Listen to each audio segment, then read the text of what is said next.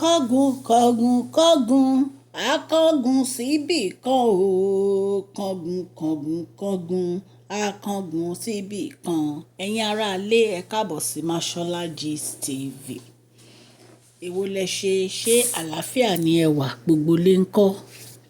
Èyí tá a tún gbọ́ yìí wọ́n nínú bí bàbá wẹ̀rin ńlá o, wọ́n nínú bí bàbá wẹ̀rin ńlá, wọ́n ní kì í ṣe ìbínú kékeré. Ẹ̀yin èèyàn lé bí a ṣe gbọ́.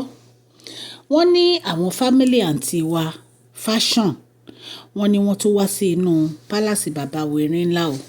Wọ́n ní wọ́n tún wá demand o. Wọ́n ní bí ìgbà tó yẹ pé wọ́n gbé preposition wá ní, a lè sọ pé bóyá preposition, a dẹ̀ lè sọ pé bóyá àbá. Wọ́n náà ṣáàdá lábàá wípé ìgbà tí Queen Naomi ti dúró sí inú palace o, tí wọ́n ti gba royal manor, wípé kí wọ́n fún àǹtí wa chọ́ọ̀chì kan fún wọn ní royal Lekki mansion. Ṣó ti yé yín ẹ̀yin èèyàn lé? Wọ́n ní kán fún wọn ní Lekki mansion kí àwọn àǹtí wa fashion kan lọ gbébẹ̀. Nǹkan tí wọ́n ní àwọn fámílì wọn sọ ni. Ẹ̀yin èèyàn lé, ẹ rí pé yìí tún lágbára. Ẹ rí pé yìí tún lágbára. Wọ́n ní inú bí bàbá wa Erin ńlá nígbà tí wọ́n sọ ọ̀rọ̀ yẹn jáde. Kí ló le tó yìí ná? Kí ló le tó yìí ná? Ó dàbí ẹni pé wọ́n dẹ páńpẹ́ fún kábíyèsí ni láti fẹ́ àǹtí wa fashion. Torí tí wọ́n bá dẹ páńpẹ́ fún wọn, gbogbo à ń jà sí property kò ní ṣẹlẹ̀. Ṣé nítorí property ni àǹtí wa fashion fi fẹ́ kábíyèsí ni? Ẹ̀yin aráalé ẹ jọ̀ọ́ ẹ dá mi lóhùn o. Ṣé nítorí property ó ní àǹtí wa fashion fi fẹ́ kábíyèsí? Torí àtìgbà tí àǹtí wa fashion ti fẹ́ kábíyèsí, ọ̀rọ̀ property ni wọ́n fi sẹ́nu, ọ̀rọ̀ property ni wọ́n ń sáré. Uncle wọn tí ó lọ sí Port Harcourt nígbà yẹn tó lòun fẹ́ gba oil and gas company lọ́wọ́ Queen Naomi, àwọn náà ni wọ́n tún wá sínú palace tí wọ́n ń sọ̀rọ̀ property Lekki mansion. Ẹ̀yin èèyàn lé, ẹ̀yin náà mọ iye tí Lekki mansion jẹ́, kì í ṣowó kékeré. Kábíyèsí ti gbé Lekki mansion fún Tadéníkàwò, Queen Naomi dẹ̀ ló ń bá mójútó. Ó ṣe jẹ́ pé nǹkan tí kábíyèsí bá fọ́ Queen Naomi lẹ́yìn èèyàn yìí máa lẹ́ fẹ́ gbà. Kí ló dé ẹ̀dẹ̀ fi arábìnrin sílẹ̀ kẹ́ jẹ́ kó gbádùn ọkọ ẹ̀ àti ọmọ ẹ̀?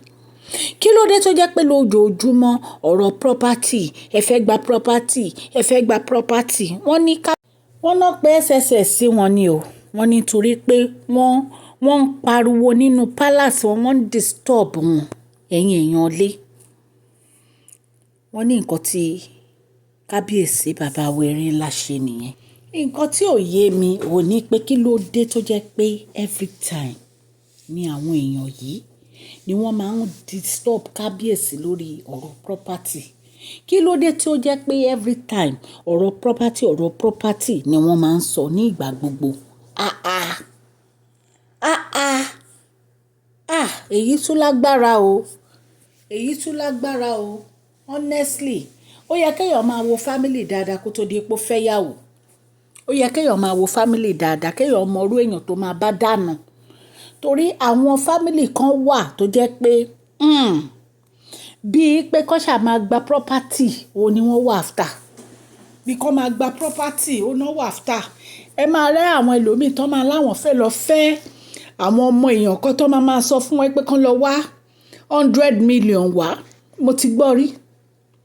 Tán ni wọ́n fẹ́ girl yẹn, tán ní pé family wọn wípé lẹ́yìn 100 million tán ní kán lọ wá. Wọ́n tún kọ list. Wọ́n ní list tọkọ. Wọ́n ní tán bá calculate gbogbo nǹkan tó wà nínú list wọ́n ló máa fẹ́ wọ 50 million. Kí ló dé? Kí ló dé?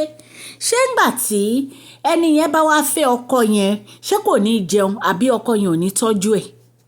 Tó bá yá ẹ máa ní ọkùnrin maltreat obìnrin, ara nǹkan tó ń fà ni. Nígbà tẹ́ bá ti fi hàn ọkùnrin yẹn pé property lẹ́wà after, kò sí nǹkan mi. Báwo lọkùnrin yóò ṣe ní máa maltreat yín? Ẹ̀yin èèyàn lè jẹ́ kí n kí ẹ̀yin olólùfẹ́ mi ní ilé lóko àti lẹ́yìn òde wípé ẹ káàbọ̀ sí Mashola Gist TV. Ẹ káàbọ̀ sí Mashola Gist TV. Mashola Gist TV ń kí yín. Mashola Gist TV ń kí yín. Adúpẹ́ adúpẹ́ atọ́pẹ́dá. Mashola Gist TV ń kí yín.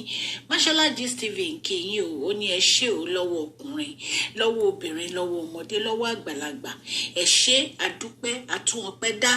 Mashola Gist TV ń kí yín. Ẹ̀yin aráalé, orúkọ mi ni Mashola, ẹ káàbọ̀ sí Mashola Gist TV. Yorùbá ni mo máa ń sọ lórí ìkànnì yìí nítorí pé a fẹ́ gbàgbé àṣà àti èdè wa. A dẹ̀ tún sọ nítorí pé ọ̀pọ̀lọpọ̀ àwọn èèyàn wa tí wọ́n gbọ́ Gẹ̀ẹ́sì. Ẹ̀yin èèyàn létẹ̀bà tí subscribe o, ẹ subscribe o, kẹ́dẹ̀ tẹ notification bell yín so that a bá ti post any gist ẹ máa rí. À ń sọ̀rọ̀ nípa celebrity gist, royal gist, politics àti gbogbo nǹkan tó ń ṣẹlẹ̀ ní agbègbè orílẹ̀-èdè bàbá wa ní ilẹ̀ Nàìjíríà. À ń ṣe advert lórí ìkànnì yẹn, kàn sí wa ní Mashola Gist TV @gmail.com. Ọlọ́run á máa ràn gbogbo yín lọ́wọ́ o. Ọlọ́run á máa bá mi gbọ́wọ́ yín sókè o. Òkè òkè ni ọlá yín á máa lọ o. Ọlá yín ò ní lọ ìsàlẹ̀ láéláé. Bí a ṣe ń sọ lọ, ẹ̀yin aráalé, wọn láwọn fámìlì wọn náà ní kán fún wọn ní royal mansion ní Lẹ́kì. Ipe ibẹ̀ ni àǹtí wa fashion fẹ́ gbé pẹ̀lú àwọn ọmọ ẹ̀ nígbà tó jẹ́ pé Queen Naomi wọ́n ti gba royal manor nínú palace. Ẹ rí i pé ọ̀rọ̀ yìí ó lágbára. Wọ́n ní ibi tí inú bí kábíyèsí dé, wọ́n ní wọ́n pe àwọn SSS kan wá gbé wọn kúrò nínú palace wọn ni o. Ẹ̀yin èèyàn lé, èyí ó jẹ́ ojú títì àti ọ̀rọ̀ tí ò dáa tó ṣẹlẹ̀, because irú àwọn ọ̀rọ̀ báyìí kò dáa kí fámílì ìyàwó kan máa wà after owó. Kò dáa. Ọkùnrin yẹn gan ò ní respect kankan fún obìnrin yẹn. A ti wẹ̀ pé nítorí owó ló fi wá fẹ́ òun, kò sí nǹkan míì. Wọ́n dẹ̀ ní àǹtí wa fashion yìí, wọ́n ní wọn ní property kankan rí, wọ́n ní wọn ra ilé kankan rí.